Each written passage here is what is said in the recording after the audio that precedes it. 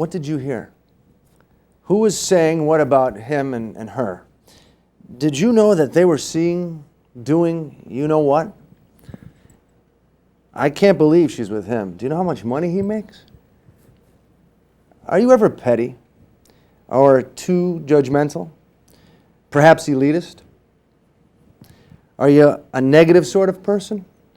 Never content with yourself or anyone else? People have said here in northeastern Pennsylvania, we are all too often negative and too judgmental, sometimes exclusionary with things we don't get or feel comfortable with. Is this true? I ask you to honestly reflect, as I do. Do we help each other out as fellow citizens of the great northeast portion of the great state of Pennsylvania? Or do we instead seek methods of division and derision? Reflect on all these possibilities, I ask you. If we as a people are to grow, and as a community to grow, we must then grow. Is it about who you know, or is it about what you know? I hope it's the former. We as individuals and collectively need to grow, work together, communicate, and illuminate all the good we are. What we have to offer must be ever present. Naive, socialist, hippie, unrealistic bastard of a thinker. I don't know, maybe. Either way, it's good to have you with us. I'm very, very inspired today. Very inspired today. I think it has something to do with the people in this room, something to do with the people outside these walls, and the fact that autumn is here in northeastern Pennsylvania. And I truly believe northeastern Pennsylvania is one of the best places on the planet to be during autumn. I know winter follows, and you're probably worried about the prospect of paying your heating bills. Well, maybe even trying to find a home. Either way, I wish you the best, but I suggest you don't overlook, in the meantime, what's going on. Stop and smell the detritus, as it were. Gladys, stir that pot of detritus, would you please, for Christ's sake? He's cracking up. I knew he'd crack. Welcome. My name is Lawrence Pugliese, and this is Stories, Wisdom, and Recipes. It's a pleasure to be with you as always. And on today's program, we have a fantastic array of guests. We have Enrique Mohammed. We have Demario Bonner and Mark Woodiot. And some surprises, perhaps. I'm not sure. In either case, without further ado, I'd like to share with you Demario and Mark. Hip opera.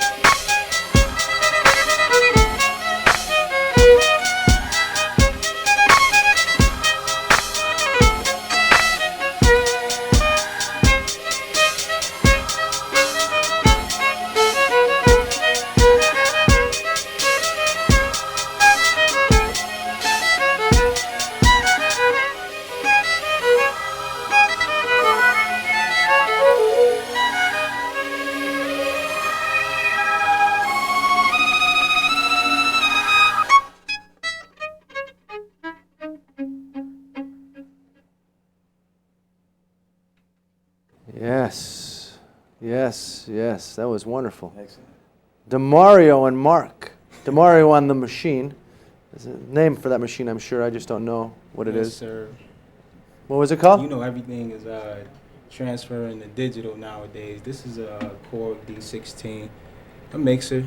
D16 mixer. Yes, sir. DeMario on that. Thank you for being here. I appreciate And it. Mark Whittiot. We're going to hear from these two gentlemen who just kind of got together with this gig not too long ago. And I'm happy to have them on Stories, Wisdom, and Recipes. As I am happy to have you watching. At the table, we have Enrique Mohammed. And we're going to talk to Mr. Mohammed right now. How's it going, sir? All right. And you? I'm all right. All I'm right, all right. good. Did I throw you off with that opening diatribe, yelling to Gladys? It was definitely different. Were you thinking about Bolton? Oh, God. I was wondering which way the brain was going to go after that. We'll see. We'll see right now. Well, I wanted to ask you a couple questions. We've crossed paths and talked to each other over the years. I know your mom, Diane. She's a well-known community activist here in Scranton. Beautiful woman. Yeah, lovely she is. lady. Very wise. The Melanian. Melania News. I always say it wrong. The Melanian. My God. Everybody does. You're not the only one. So. Your mother corrected me about 100 times. The Melanian. Uh-huh. And I know your cousins, Ebony. Ebony, Tony. And Tony, Antonio.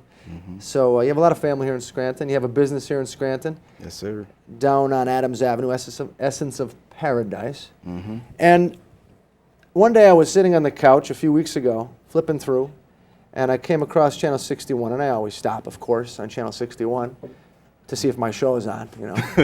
No, I watch all the shows. And I was watching City Council, and I caught the last line or two of your address to the council. And it was so compelling to me that when I was at the Italian Festival, I was walking by and I had to come up and say, hey, Enrique, I saw you on council. What were you talking about? What was before that compelling last line that you put out? And we talked. And Yes, we here did. we are today. First of all, I want to ask you, how did the Italian Festival help your business? How did that do good? Well, every year we pretty much we stay open for the whole Italian festival, and last year we did better than this year. The food was great. You know, I love the gyros and everything like that. We did a little better in business. We did better last year, but you know, we're working on doing a little bit better for the next go round. But we did better last year than this year. But we did good anyway. Do you stay open for the parade, or is that just too crazy? The St. Patty's Day parade? We tried that last year. You know, last Can I year it drink was. this stuff? We, Can I drink this? They were more concerned about using the bathroom than anything else. Yeah, exactly. So that's what wound up happening. We didn't make very much money so we learned from that experience. Yeah, they're both great events in Scranton, but different. Definitely. Absolutely. And I have a lot of questions here to ask you. Okay. And I know from talking with your mom, because your mom's been on this show before. At one point in time, well, you guys, I know your mom moved to Scranton. I don't know if you were born and raised here. No, we all moved up together. When she moved, we came with her. You were kids. Yeah, we were very young. Little kids. Well, actually, we were teenagers. Teenagers. You know, I came up here when I was 15 years old. 15. Okay. And so you've been here for About 12 years. 12 years. Oh, yeah. So basically, this is your home. Exactly. Scranton is your home. Exactly. And you have family here, you have a business here. I, again, want to go back to that address to City Council. Do you want to explain? I'm sure a lot of folks saw that, because a lot of people watch the City Council meetings. What exactly was the gist of what you were trying to get across?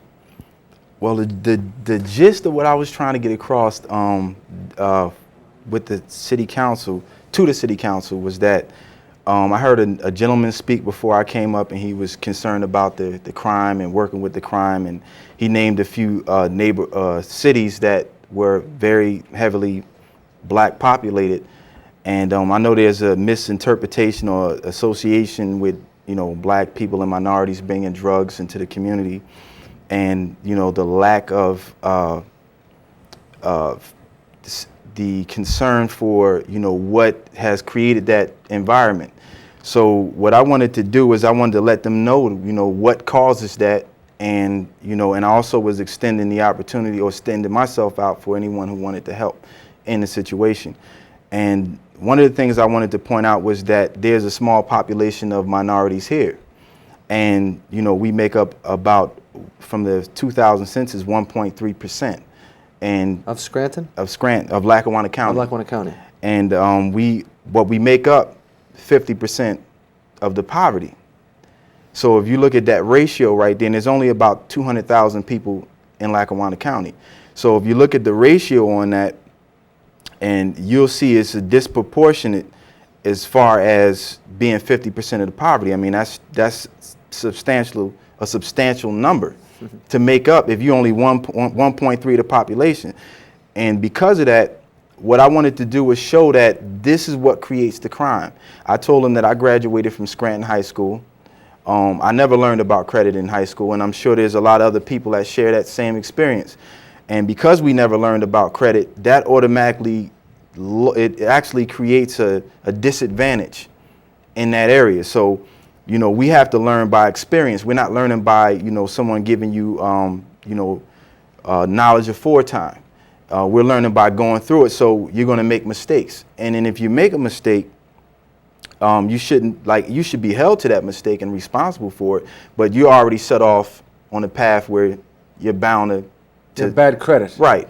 You know, so basically that's a closed door.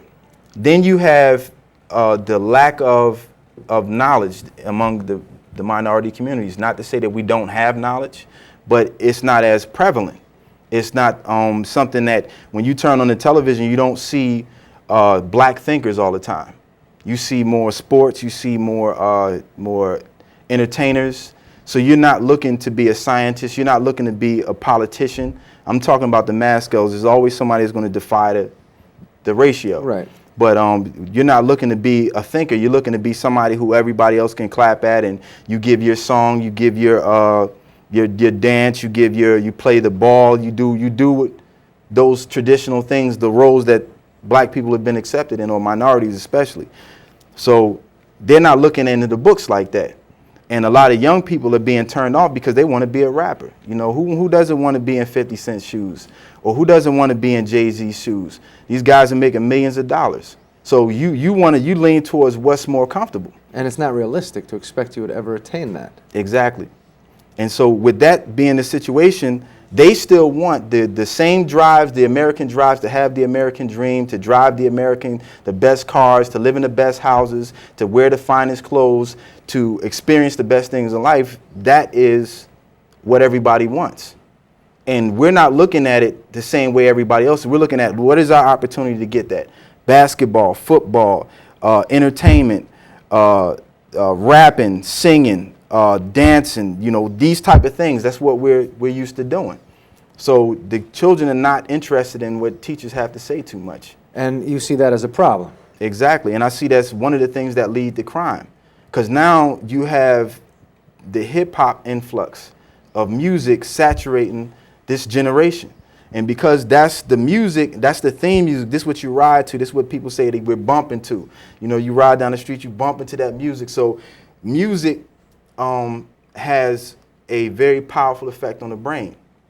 And because it has that type of effect on the brain, it generates the imaginative area. So you start visualizing yourself, and then you got the monotone words coming over it, giving you the actual ideas of what they're portraying. And if they're portraying themselves as pimps, if they're portraying themselves as hustlers, if they're portraying themselves as these type of individuals, then that's going across. This is your imagination. And as a man thinketh, so is he. So that's the next phase that's going to, you know, follow suit. That's what's going to nurture the individual who's in that realm most often. Exactly. And you see that as being the case, and you see that for a lot of young people in minority segments of society, or young people in general. I see that being especially with the minorities because, you know, the human nature has a tendency to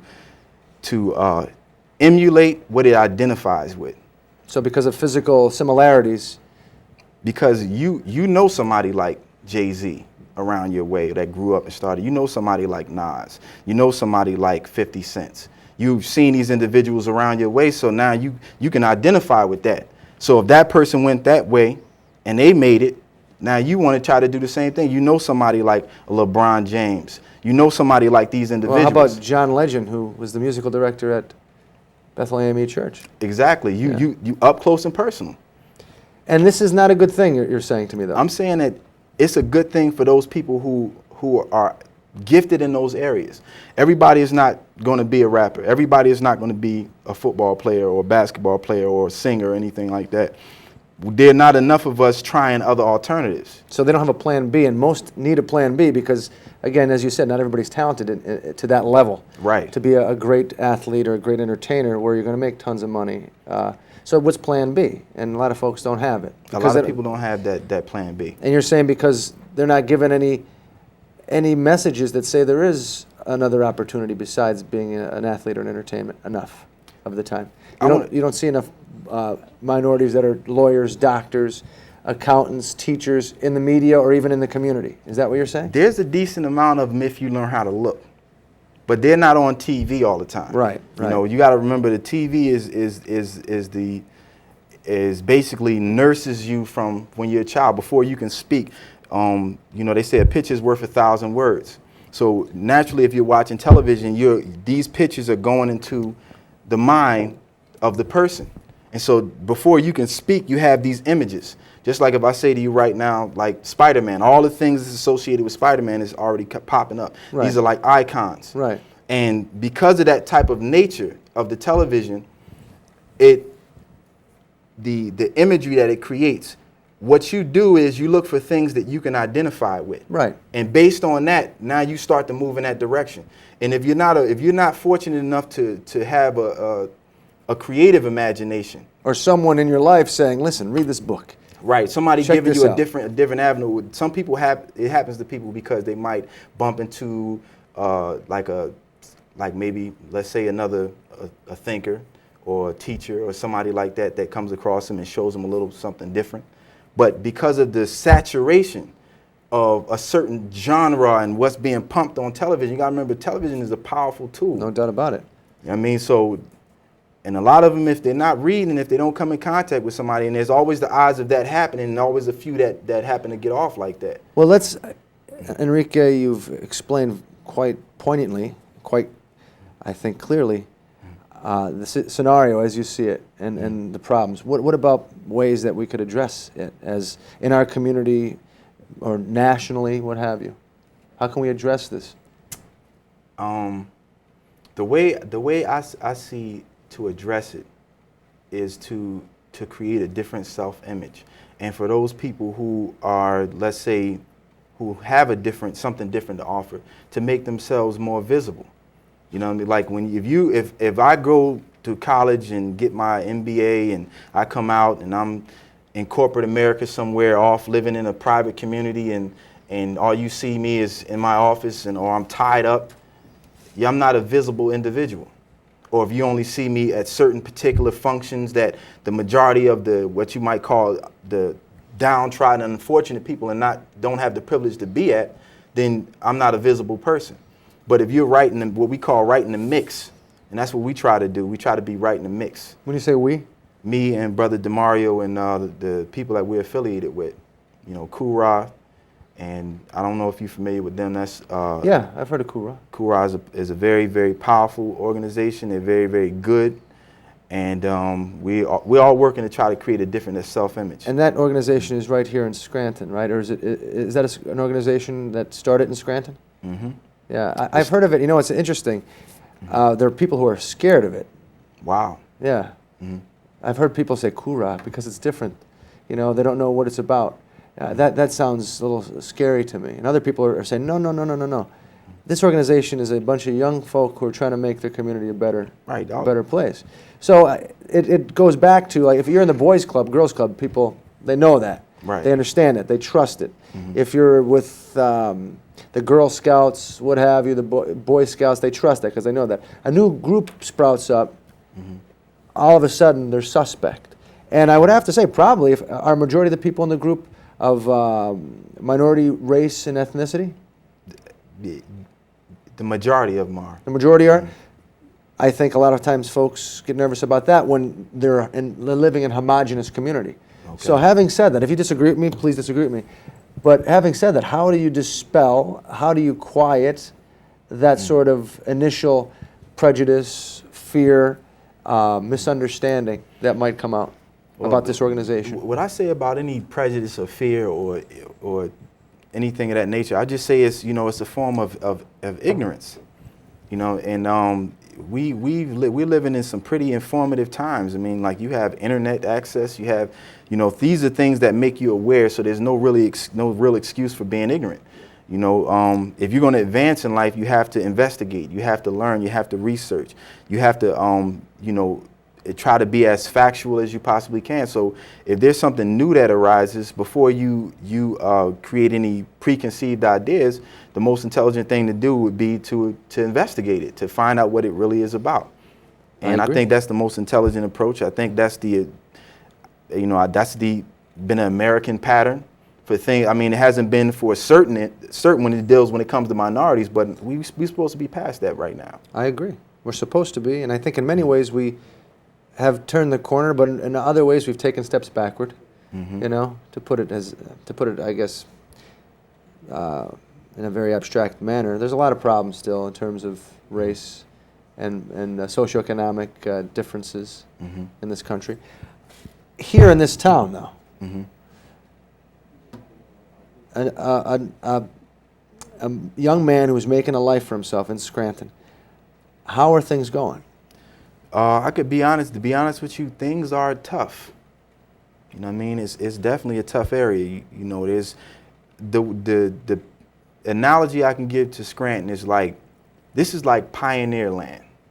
You come here, you cut down trees, you cut up the logs, you make your cabin out of it. But before you can even get comfortable, you got to uproot. You got to kind of like make your own way. And because there's not a lot of people doing the specific type of thing that we're doing, that's what we're forced to do. We're entering a different arena in a different area that really is uncultivated. Two things. You're saying what the kind of stuff you're doing. People are probably wondering, what the heck is he doing? What kind of things are you doing? Okay. The concept behind Essence of Paradise, and this is your business now. This is the business that we're running. We're a variety store. We sell multiple things, but there's a concept behind it. Essence of Paradise, one thing I understand is this: music is a powerful tool. It's a universal language. So what we try to do is offer a collage, if you want to use that terminology, of different kinds of music that people can listen to that is not available in the area. Like, we're not a FYE and we're not a, the other music stores. So we kind of have to have what they don't have. And in having that, that brings a variety of kind of people to the store. And a lot of people don't understand nowadays, music is a movement. When you say Dipset or you say G-Unit, these are not just rappers anymore. These are movements. They have clothing lines. They have entourages. I mean, these are the young people respond to these people as their leaders. And by understanding their particular interest in these groups, then you begin to understand the young people that come through. You begin to understand these individuals. If it's a Dipset kind of person, if it's a G-Unit, if it's a female, that's a Tyrese kind of person, or it's a female, it's a genuine kind of person. You start to gain a respect for their interests. And once you understand their interests, then you can offer them something better. And so what we try to have in the store is other natural cosmetics, books, media resource, clothing. And our efforts is to try to not just make money, because that's the ultimate aim of being in business, but also to make being hip synonymous with being enlightened. Hip synonymous with being enlightened. And how is it working out? It's working out very good. Now, you said you're being a pioneer, and it's tough in many ways. Do you like the challenge of being a pioneer? They say, like I always like to say, work times force equals distance. And with that comes a lot of pressure, and pressure has a tendency to do two things. It can break pipes or it can create diamonds. So being under the type of pressure that we're under and not having the relief system as a lot of people do, subsidies and other things to hold you over, we're kind of being made a certain quality of individual, which is really lacking in this area. And not saying in any specific group, but just a certain kind of individual. And I appreciate that. You're becoming a certain kind of individual, or you're saying you're bringing in a certain kind of individual? We're becoming, because the circumstances are what create you. It's building character? It's building a great character. It's something I'm seeing evolving in myself that I never knew was there, and it's something that I gain appreciation for, and it's something that I've been able to transmit to other people that's really not my possession. No. It's just something that, God is shaping in me, and I can't take credit for it. I give all credit and all praise to God. And you got to give it out. Exactly. You got to give out your insight, and also be open to take in others' insights. Exactly. And I know DeMario is your partner in business, but also you guys are very good friends, right? That is my brother from another mother. Brother from another mother. That's who he is. It's nice to have people like that in your life, isn't it? He's a great person. Very, very, I could say he's a magnificent person. Has excellent character. Like, it's not many people you can say that about. No. That you're in that close quarters with on a daily basis. If you have a couple in your life, you're lucky. I know that. And in about 2 minutes or so, we're going to hear more from DeMario along with Mark Woodyatt. They haven't a name for their group yet. They just kind of got together over the last few weeks and pulled this together and are enjoying it, and they're sharing it with you exclusively here on Stories, Wisdom, and Recipes. So keep that in mind when they're big time. You saw it here first, all right? But back to you, Mr. Muhammad. How is the city in terms of supporting your efforts as a businessman? I think the city is becoming, there's certain areas that's becoming more supportive. There's certain people, it's pretty much unaware. And I think that's why a lot of the support is not there, because they had never had to deal with the situation before. They never had to look at it. It's always been, when you're at the top and somebody else is at the bottom, unfortunately, that's the scenario I'm going to give, but that's where it is. You're important, so you got to be concerned about your affairs. You're not interested in going and finding a person who's doing less than yourself, the Good Samaritan type of situation, and seeing somebody off on the road and taking that person in and helping that person. We don't find too many Good Samaritans like that. But making them aware of it is my responsibility. And when you say them, who are you talking about? The people, when I say them, I'm saying the people who are in a position of public service, the people that the public is supposed to be able to go to and say, you know what, these are issues and you have to deal with them. And if you're in this position, which is a privileged position, by the way. Sure, you're a public servant. To be able to serve is a privilege. Yes, I agree. And when you're in a position like that, you should be honored to be able to do everything that you can do to be able to do for another person, because not only does that come back to you physically, but it comes back to you spiritually. When you say physically, how does it come back to you physically? If I help you out, and this is one of the things we found in business, which is our business is a very spiritual event, but it's unemotional, it's mathematical. You can't be too emotional in business, but there's been times where it might have been a gentleman came in and, he really needed some money or something, and I gave it to him. And, that same gentleman came back and might have did some plumbing work for us or something, or just something in that nature that we didn't have the money to buy. So when you do things like that, it comes back to you. All right. I like it. And you've talked to a couple people who have that kind of power as of late? One of the gentlemen that I had the opportunity to speak with the most recently was Mayor Doherty.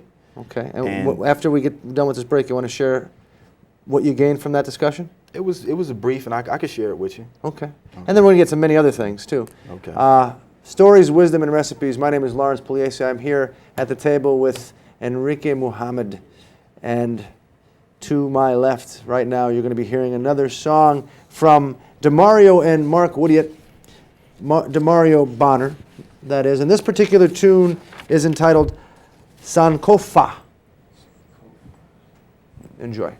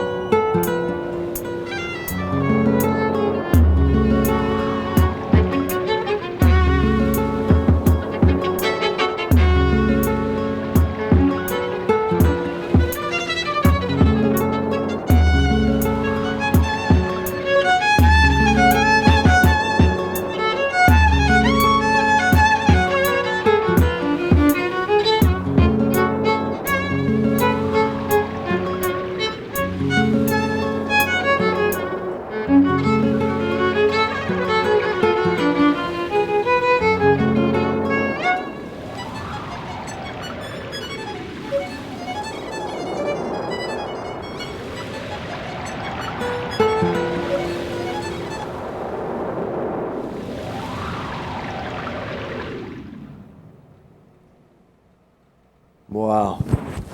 Yeah. Demario and Mark Sankofa. Absolutely.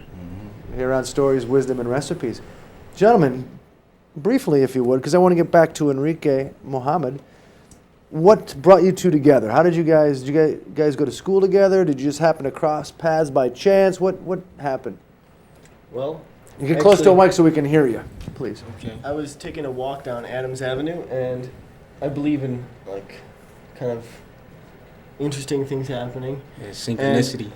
My birth date just happens to be March 11th, and 311 is the address of their place. So I just decided to walk across the street and check it out. And I was like, hey, this is cool.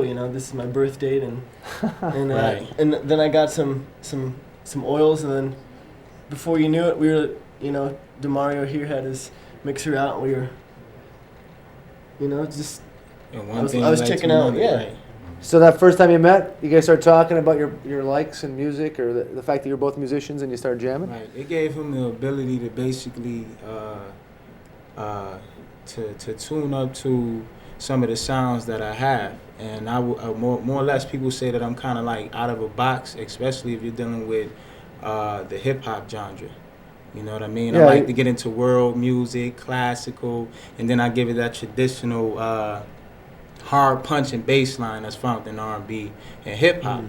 And him being that he has a background in classical music, he checked out a lot of the riffs and melodies that I had sampled and looped. Because I'm kind of like Indiana Jones when it comes to records. Library sales, I'm there. In fact, Enrique caught some vintage albums for me. When was this? Maybe like 3 months ago. About that. Add to your collection, and you're not Right. It's pretty time consuming too. You got to go through each track on the album, and if you get tired, because it's a tedious process, if you skip over it, you might skip over a hit. So you have to be sort of obsessive almost. Almost. Yeah, and that stuff you put inside I put it inside my board, and what I do is I'll save it on my board, and in time I'll go back to it and see if I can kind of dress it up. And you bring Mark in to help you. Mark came Compose a and he heard piece. right. Mark came and he heard some of the more I say the instruments that I collected on a more worldly scope. And it sparked them. And then we didn't hear from each other, I say about what, a month, 3 weeks? At least. And just so happened, like I bring my board down to the store periodically. And just so happened the day I brought my board down, here he come walking through the door with his violin. Kismet. Yeah. Just like that. Yeah, And I 311. mean, we got into it, pure chemistry. And I mean, you had people like stopping out front of the store, so I was like, we got something. Well, you guys have to come up with a name for yourselves and let us know when you're playing around, if you're going to do that, or when you guys are playing at your store again, so people can come out and check it out. All right? Would you do that? Yes, sir. Let us know. I think you guys are wonderful, and it's an honor. I'd like to talk to you more, but it's an honor to be here. oh, Yeah, most definitely. Absolutely. it's an honor to be. Absolutely. thank you. I appreciate that. You'll play another one for us in a little bit?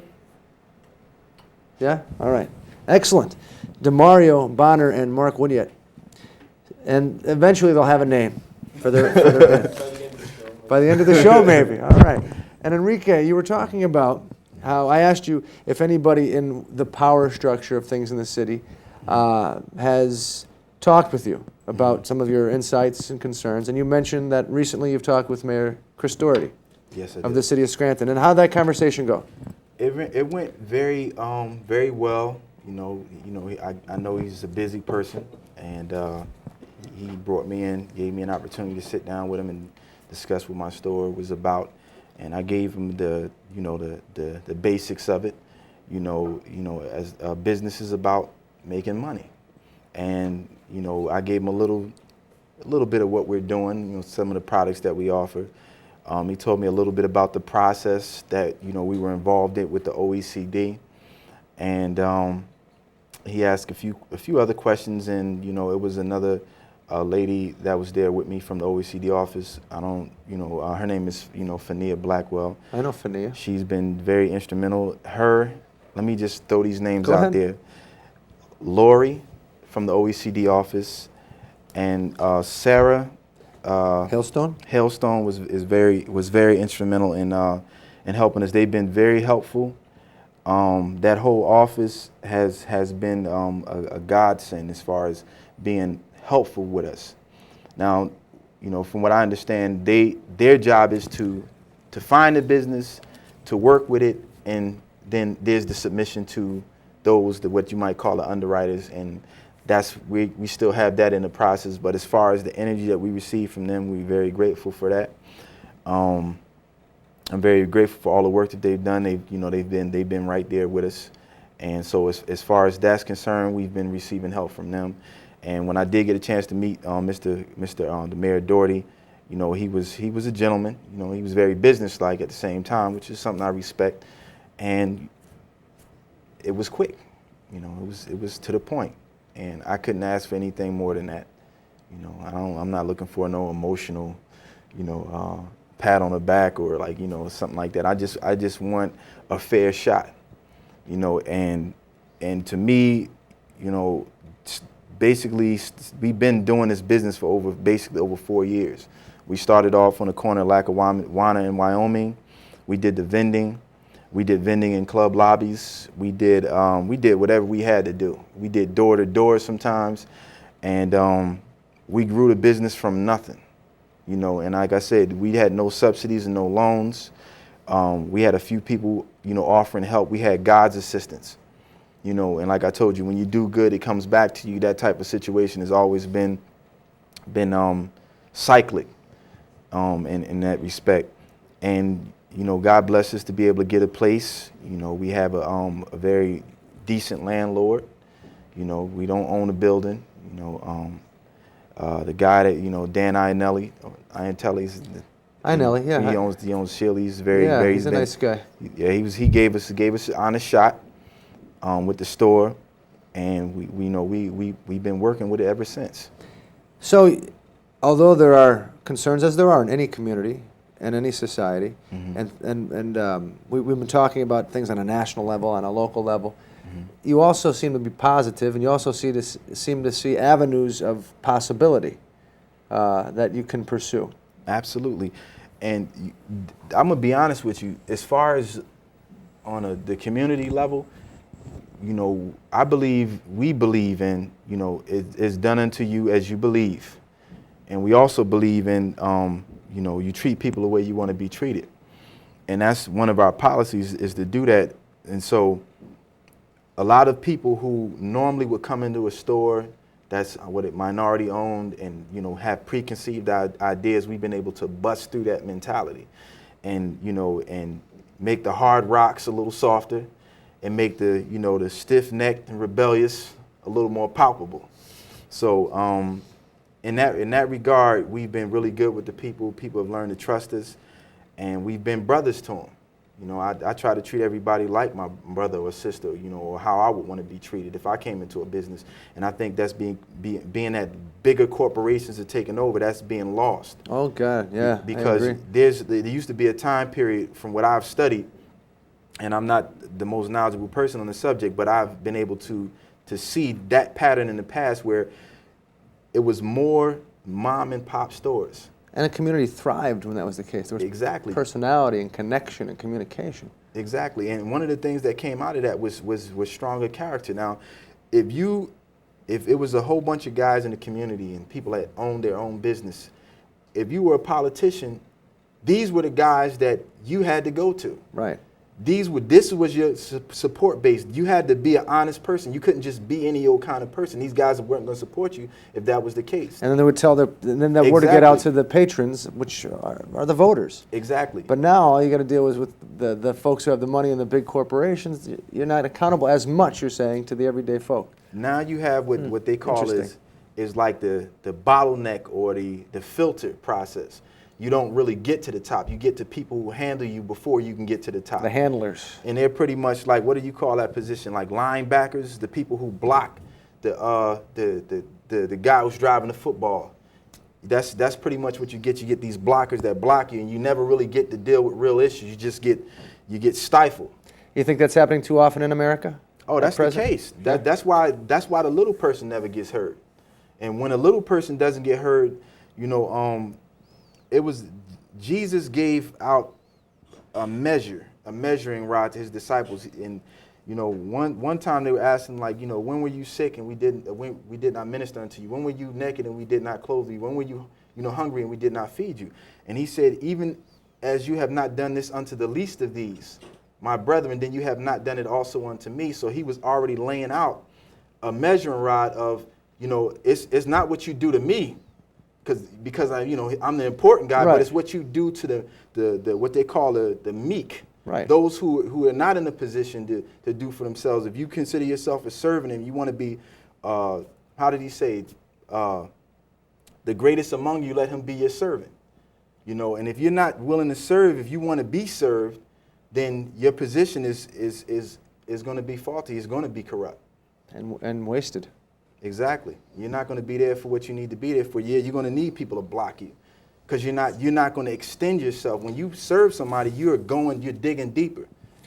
I like what you're saying. I do. I'm getting signals from Mark that we have a certain amount of time. Okay. So, Mark, do you know, excuse me 1 second, what you just said was very inspiring, very compelling. I'm going to get back to it in a second. God. Mark, is Gladys stirring that pot of detritus or not? Yes. She is? Yes. Okay, keep me abreast of how that develops. She's making her weight in the back. Oh, God, that was our soundman, Arnold Sundberg. Thank you, Arnold. Enrique, having said what you just said, and again, well put, All praise be to God. honestly. You are well-read and a very, very good communicator. Please use that for the betterment of our community. Oh, I give God the credit, and if he uses me to do what I got to do, and like I said, I'm not trying to represent the underdog, like per se, like that's my role, but I know what they're going through, so I'm just saying what comes out. I don't sit here and look at you as, you know, a guy who is, I don't look at you as, this is a guy from the black community who's going to work in the black community and help the black community. I look at you as a citizen of Scranton who has a lot to offer. All praise be to God. That's what the way it's supposed to be, isn't it? That's the way it think. should be. I'm not Yeah. trying to be exclusive. I'm not running around trying to be angry or nothing like that. It's not about that. It's just about if you are sincere, and there's a lot of Americans that I believe are sincere, and there's a lot of Caucasians who I believe is like sincere about helping, but they just don't have access to the proper information. You know, when you grow up and you say, well, if you don't understand what creates a ghetto, then you're gonna look at it like, hey, that's You won't understand. hey, that's a jungle over there. You know, you won't understand like what creates that. And one of the things I try to do with the media that we have in the store, which ranges from CDs to books to DVDs, is I try to give them the information that's been missing in school. Well, that's good. And as I said, it's nice to know that there are people such as yourself. And I think there are a lot of good people in this city. They just need to get together and start working. And I think we have some of them doing that kind of work. I mean, you're here for a reason. Exactly. You're here because you feel something. Exactly. Something must be compelling you to stay and put forth an effort. And again, I'm happy that you're here. Scranton is a good place. I was going to ask you that. What do you like about Scranton? What do I like about Scranton? Scranton is a place where you can experience some peace. You know, where I grew up in New Jersey when I was younger, I mean, you could walk to the Chinese store and you don't know if you're gonna get shot. You know, you're constantly like, I mean, I'm not saying that to be trying to dramatize it. I mean, literally. You know, I was young back then, and I knew that I could run into some serious stuff back then. And when I came here, one of the first things I noticed that you kind of abuse when you first come out here is you could walk where you know. Ain't nobody, you ain't got no gangsters out here. You don't have to worry about that type of stuff. And even if you see somebody that's trying to emulate that, it's not as serious. It's not as pressed. So you feel a little bit more relaxed. You sleep better at night, you know, like, and that's a better quality of life. Another thing about this area is the only thing that makes it a little bit difficult is the ignorance. But when you generally get a chance to meet people out here, you don't get that same, like when you're in Jersey or you're in New York and you bump across somebody and they could be having the world of stress on their head because that's that environment. But when you're up here, you don't have to. You don't rub shoulders like that. So you get a chance to really, if you are wise, you get a chance to extract the best out of that situation. And that's another thing I appreciate about it. Like you have in this area, you have Lackawanna College, you have University of Scranton, you have Marywood, you have Penn State, you have Johnson's College. Johnson's College, you got Wilsh University. I mean, it's a lot of universities, so there's a lot of people learning around here. If you want to tie into that, you know, if you want to tie into that crowd, you have some very wonderful people in this area, you know, and I definitely appreciate that. So I'm not going to be one to come up and bash Scranton and all that. The only thing I see that young people don't, that causes them to feel distraught about being in this area is that opportunity-wise, you know, there's a lot of incestuous relationships on an economic level. And once you start to break that down a little bit more, and other real, like, people that are not necessarily related to you in some kind of way or tied to you in some kind of way start to get a chance to make a difference and open up doors, then you're going to see a lot more of the youthful energy that should stay in this area. Well put, Enrique Muhammad. I'd like to talk to you more, but our time this particular episode has run out. We'll have you on again if you'd like. Talk some more. I think about that. I got to pray on it first. Pray. I always pray on it first. Well, we'll be talking to you and see what you think. All right. Thank you, sir. Thank you. Thank you. Enrique Muhammad here at the table. Stories, Wisdom, and Recipes. My name is Lawrence Pugliese. We have Mark McGlory in the back. We also have Arnold Sundberg doing all the important work, those two gentlemen. Really, I'm just a talking head. I'm a pretty boy, you might say. Oh, God. All right, so next time on the program, we have the Red Shoes Dance Company, as well as Senor Stavala, to entertain you and to give you some insight, some stories, wisdom, and recipe. Until next time, please remember your stories, wisdom, and recipes. And as they say up on the hill in Dunmore, watch the ice. One last time for you here. We have Demario Bonner and Mark Woodiette playing a couple of tunes. First one is Spontaneous Impressions on Oppression. And the second one, you can say it better than I can, Enrique. What is it? Ramanujan. A mathematician from India.